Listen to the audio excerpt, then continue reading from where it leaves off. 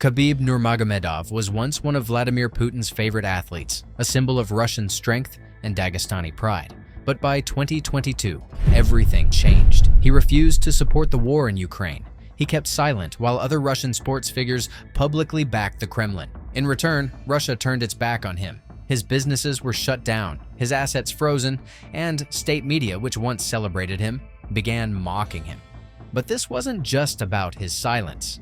Khabib's ties to Ukraine ran deep, far deeper than most people realize. His father, Abdulmanap, trained there. His family had strong connections to Ukrainian combat sports. And when war broke out, those ties became a problem. Was Khabib simply staying out of politics, or was he protecting a secret that Putin never wanted exposed? Most people know Khabib as a fighter from the mountains of Dagestan, but few know that his martial arts foundation was shaped in Ukraine.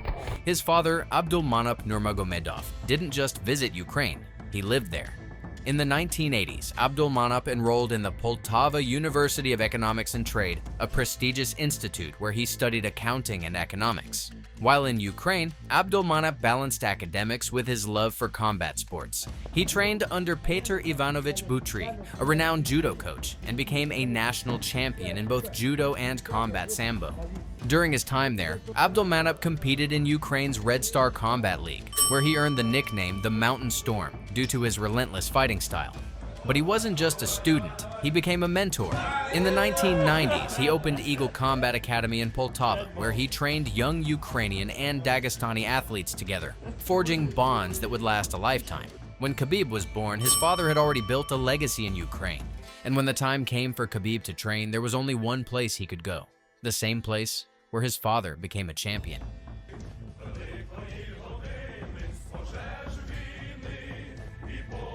У тебя форма хорошая, шапка, Украина. Все спрашивают, ты с Украины? От чего это? Это мне подарок сделал мой, можно сказать, второй учитель, это Ильхам Велиев, клуб «Добро». Он представитель боевого самбо и смешанных единоборств Украины. Я за его клуб выступал, за комбо «Добро» очень долгое время. 9 боев за него провел. Благодарю его. For Vladimir Putin, silence equals disloyalty. As the war raged on, the Kremlin pushed for every athlete, every celebrity to stand with Russia. Khabib refused. He stayed quiet, refusing to pick a side. And for that, he was punished. His businesses in Russia were suddenly under investigation. His assets, including properties and cars, were seized. State media began attacking him, and rumors spread that Russian officials had reached out to him directly, demanding his public support. But Khabib did not comply. Instead, he quietly packed his bags and left Russia, boarding a private jet to the United Arab Emirates. Officially, it was a business move. Unofficially, it was exile.